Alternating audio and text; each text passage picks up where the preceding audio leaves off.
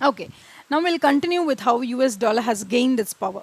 So first we should know, when it had 70% of gold with it, how come it used it to its, it used it to its own power, or it has utilized that kind of timing to favor itself against the whole world. How did United States actually did that?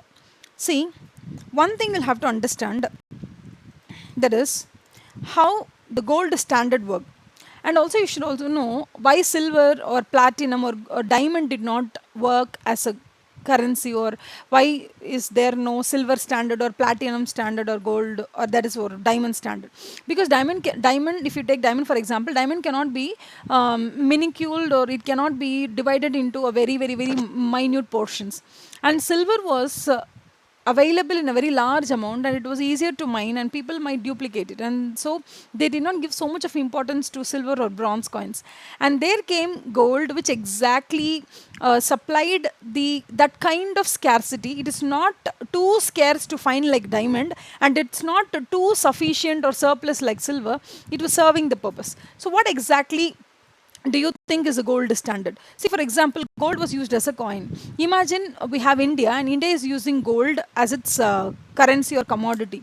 But when you think of gold as a currency, imagine you want to carry 10,000 gold coins to buy a camel, or you want to carry or 20,000 gold coins to buy a house. And house is in northern India, and you belong to southern India. And when you want to take this 20,000 gold coins to buy a house in the northern part of India, a person has to carry literally 20,000 gold coins, which is very heavy, which is in physical gold. And even if the person who wants to buy is ready to take all the gold with him to travel the far, to travel that far path from south to north of India, even if he's willing to do that, what will happen?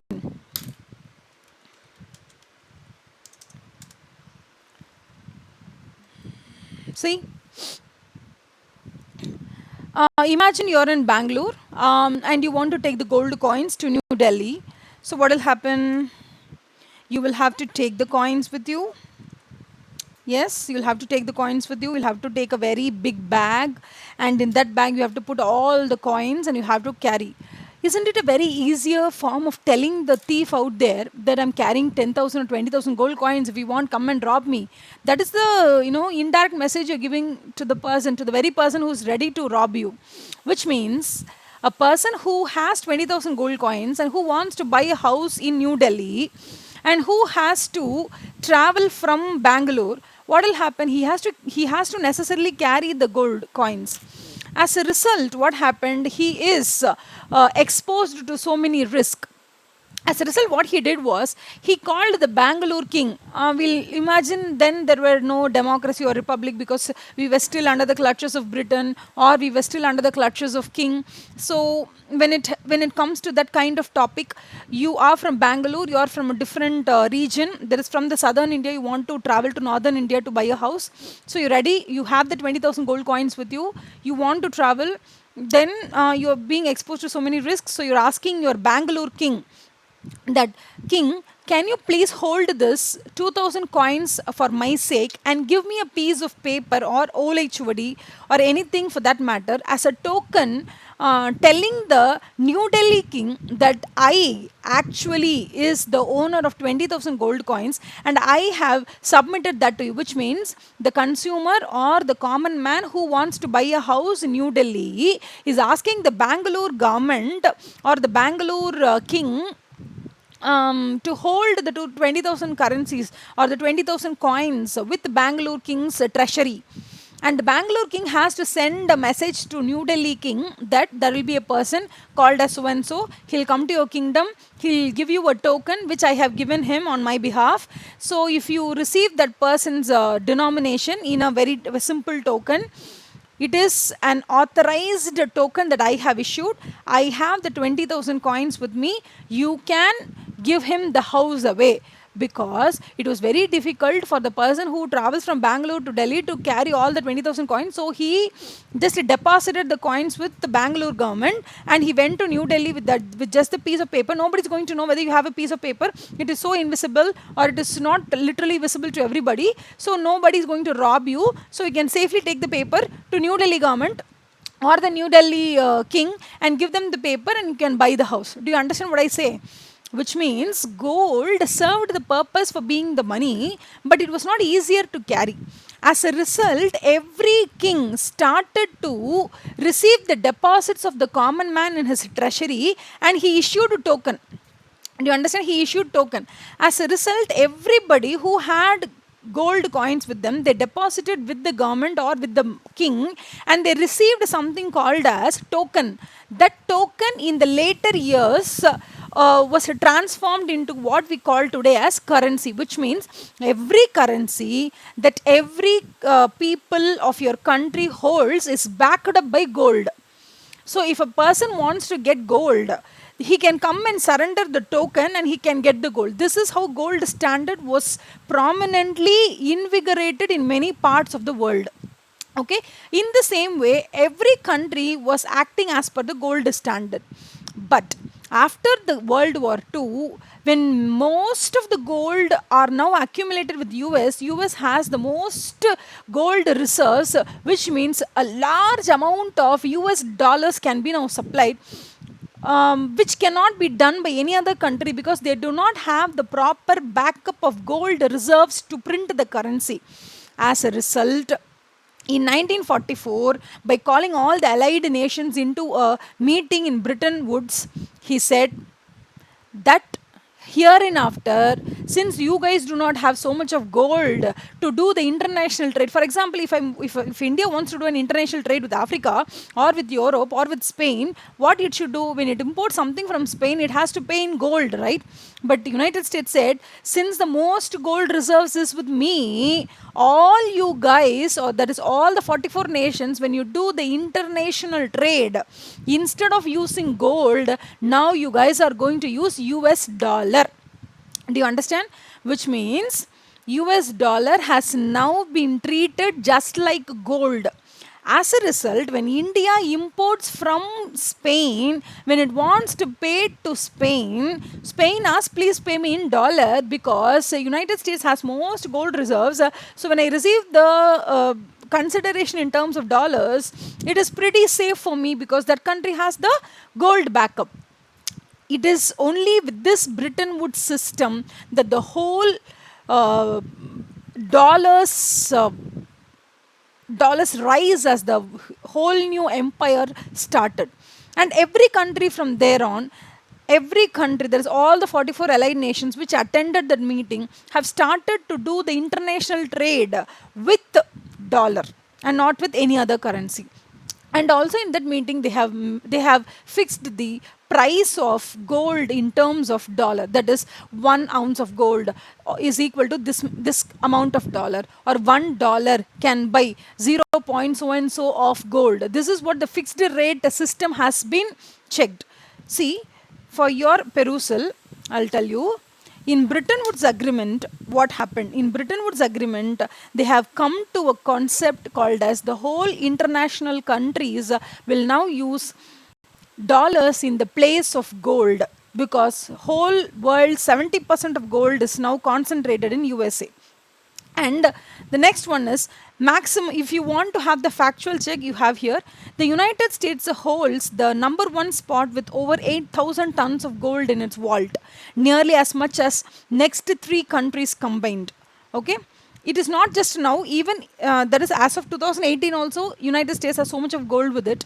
And during 1944 also, 70% of the world's reserve, that is gold reserve, was with them. And that is why that kind of 44 allied nations and the agreement and the meeting went very good. And also the fixed, that is $1, wait, they also say gold versus 1944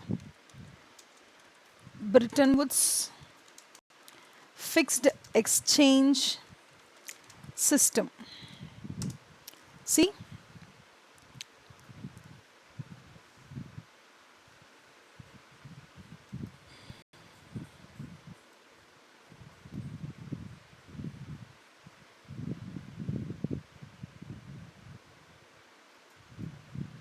Yes.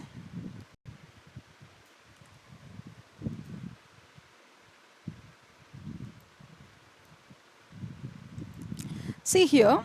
Now the Bretton Woods system okay, has drawn up and fixed the dollar to gold at the existing parity rate of $35 per ounce. Okay, so for every ounce of gold, they have fixed $35. This is to be maintained fixed, which means the gold, that is the United States dollar, is pegged to gold, and all the other international currencies are pegged with United States dollars, which means they say that every world country who has participated in that meeting can now do the international trading in terms of dollar, and when you have accumulated so much of dollar, it will be very easy for you to maintain, because nobody can rob it, or it is very difficult to rob, or it is easier for you to safeguard the dollars instead of safeguarding the gold. As a result, they said whenever you have accumulated too much of dollars and when you want to get the gold, you can always come to United States, give the dollars and get the gold you want. This is what is the agreement that has been come to an end, or this is what that all the 44 allied nations agreed to it. Since 1944 till 1970 exactly, this system worked properly. But some of the European nations got a doubt, which means there is a lot of dollars that has been printed by United States, and every European country has so much of United States dollars with them. So they got a doubt, why is that dollar supply is too much? Why is that every country in this world has too much of dollars with them? That is, every country's government has too much of dollars with them, at least in a belief that these dollars are worth of the gold that United States has. So at any point of time, if you go and give the dollar, what will happen? The United States is going to give you the gold. So why to worry? That is what the belief that has been built from 1944 till 1970. But there was a country which was dare enough to ask the question that why dollar is in a very heavy supply. So during the time period of 1944 and 1970, what United States actually did was, United States had a very pretty large time gap, that is from 1945 to 1970. How many years are there? 45 to 55, 65, 70. In these 25 years, United States was having a very good plan and they executed it well enough. What they did was, between 1945 and 1970, whatever their population wanted to consume, they simply printed as many dollars as they want, and they spent those dollars on a country which has produced goods which in turn is needed by Americans. As a result, every world country has sold to America whatever they have produced in their country with the toil of their hard work, and they have sold it to USA. USA in return printed as much of currency as it wanted to other countries, and other countries felt that this is as equivalent to gold, so we should keep it as a reserve. This continued till 1970, and there was a point that between 1945 and 1970, United States literally kindled war, civil war and war between many countries that made United States very powerful. For example, if you browse through the Google, what are all the war that has happened between 1945 and 1970? There is no World War III and there is no continuation of World War II. But from 1945 to 1970, there were many wars that has happened in the international forum between many neighboring countries of the world. and most of these war are being funded by USA. What do you mean by this? Which means if there is, for example, Vietnam war was fully funded by United States. If Vietnam war has to go on, it is a civil war inside the country. The war is happening between two different group of people who were actually struggling for power. United States support the party A, and there was some other country which was supporting party B. So these two countries indirectly gave full support to both the parties to fight inside the country itself.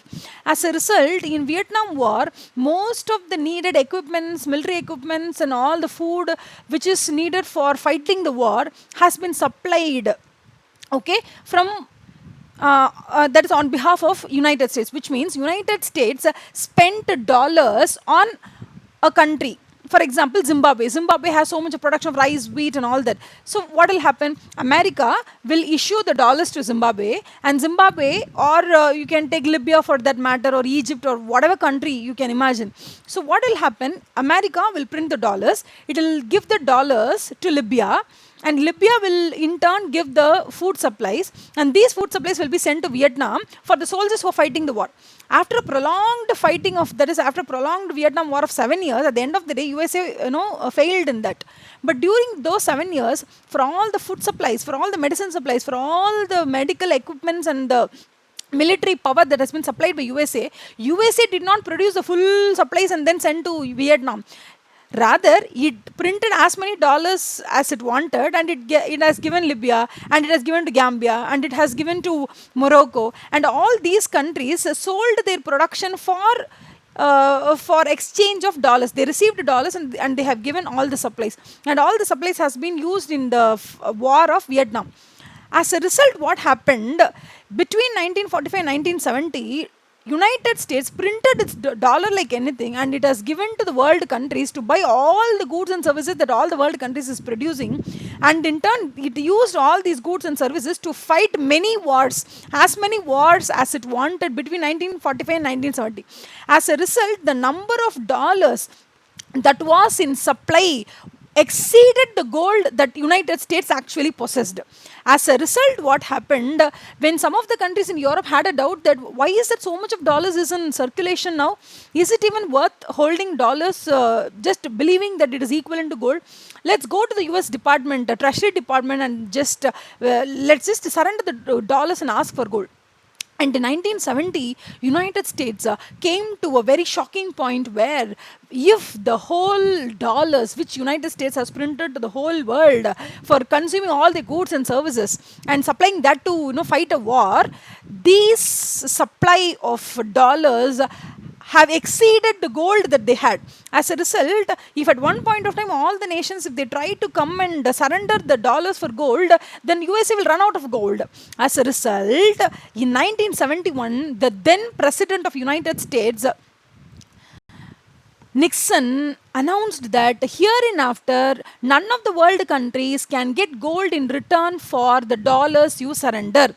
We are just removing that condition. No countries in the world who possess the dollars with them can use it with us. You cannot convert the dollars you possess in turn for the gold we have, which told the world that a dollar has, in terms of printed currency, exceeded the gold value.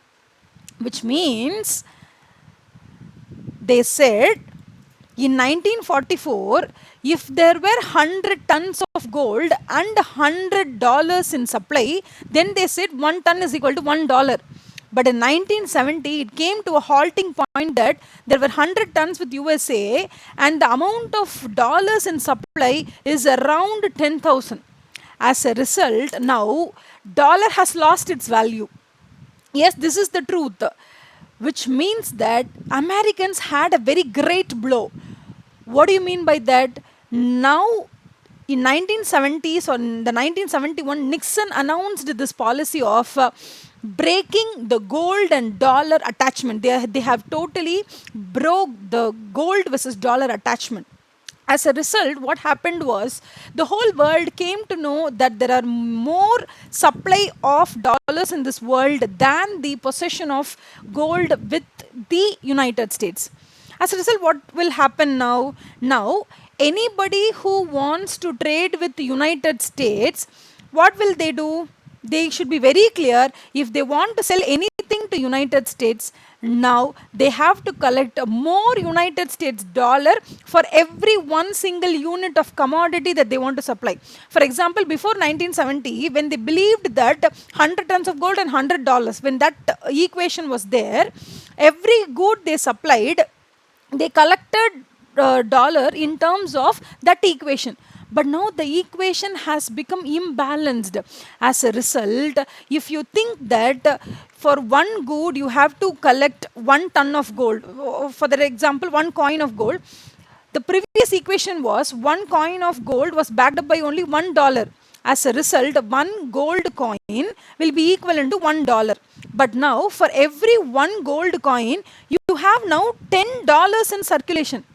What will happen now? Now, Americans are in a very grave danger. What will happen? If America wants to import certain goods and services for their consumption, before that announcement of breaking the relationship between gold and dollar attachment, before they broke, if there is a good which that America wants to import, they paid only $1 for that, because the world believed that $1 was equivalent to gold, one gold coin. But now the world is now aware that $10 is equal to one gold. Now United States population has to pay $10, okay, $10 for a good, okay, for which they have paid only $1 in the last year, which means the country has been put under a very heavy shock. All the imported goods have now become very, very, very costlier for Americans. And do you know one other thing? The whole world has become shocked, because they were thinking, see, for example, if you take Morocco, Morocco might have had $1,000 with them. They might think that for $1,000 I'll get 1,000 gold coins. That is what the equation is all about. But now for 1,000 coins, they're not going to get that is for $1,000 that they possess. They're not going to get $1,000. Instead, they are going to get only lesser than that, which means they're only going to get 100 gold coins. Which means who is the loser? The whole world except America is the loser since 1945 till 1970, because imagine every world's population worked so hard, and they created goods and services, and they supplied it to US, and they received dollars, believing that this dollar is equivalent to gold, and so I'm going to have this dollar very safely with me. In times of crisis, when my country is not doing well, I will convert this dollar into gold. That is what every country very, very duly believed. But in 1971, Nixon has broken the belief that the world has kept on United States. And as a counter effect, United States people suffered a very heavy blow, because now the economy is inflated. For every $1 that they had paid till last month for the same imported goods, now they have to pay $10. This kind of dollar losing its value has shaken the American empire. But Nixon did not stop there. This is how you'll go to the next year. Petrodollar was introduced. You must be imagining, what is petrodollar?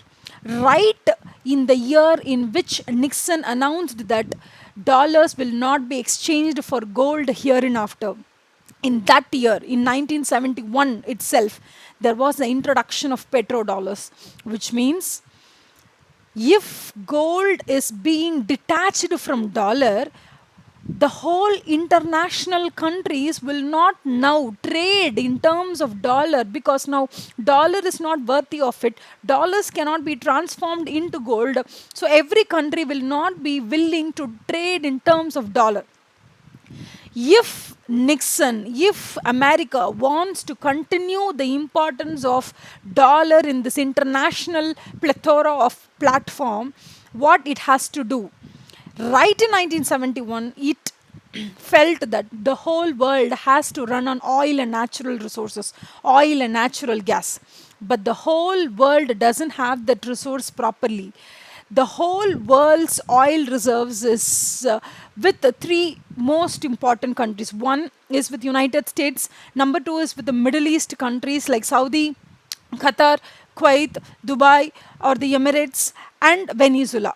Venezuela was not so developed and it was not able to dominate the world. And likewise, the Middle East countries were not literate. They did not know how to dominate the world by using their resource.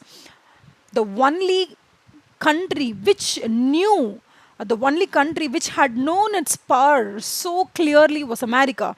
And America entered into a forceful deal with Saudi Arabia, telling that you may sell the oil to the whole world at whatever price you want, but the consideration for the selling of oil should be received only in terms of dollar. As a result, the whole world, which was scarce of oil, and the whole world which is in the progression of industrial revolution, every international country wanted gold. Every international country wanted gold, but the gold is now detached from dollar. So they are devoid of gold now. So the next step is every country wanted to run its economic operations. Every country wanted to produce goods and services. For that production of goods and services, the very main essential, quintessential item is oil reserves, oil supply. But the oil supply is concentrated in two most important countries. One is USA and the other one is Saudi, or the Middle East countries. Now, the Middle East countries are not aware of their resources and they do not know how to use the resources for their power. But United States rightly known it, and that is why in the 1970s, right when the dollars was exceeding the value of gold, when dollars was at the verge of losing its importance, in the 1970s, United States entered into a agreement with Saudi Arabia, naming that to whomsoever you sell the oil, you should receive the consideration in terms of dollar.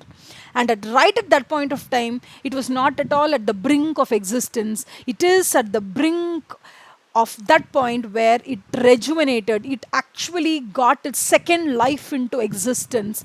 Right from that time, every country who wanted oil need dollars, because without dollar they cannot buy oil. Without oil they cannot run their economy. As a result, the whole world has some kind of sentimentally started to believe that without dollar there is no economy to run. Which means since 1970s till now, the whole world is believing that dollar is most important for the crucial running of the entities and the factories and machineries, or the roadways, railways, the trains, the aviation fuel, or the petrol, diesel, everything.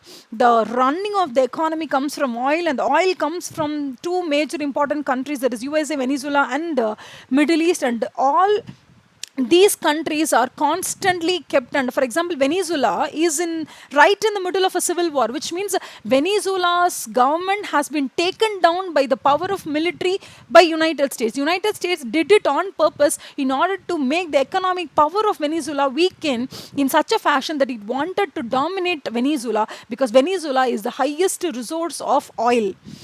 And Saudi Arabia has already been an alliance for United States. So in fact, since 1970s till now, United States is concentrating so much on the international countries' politics.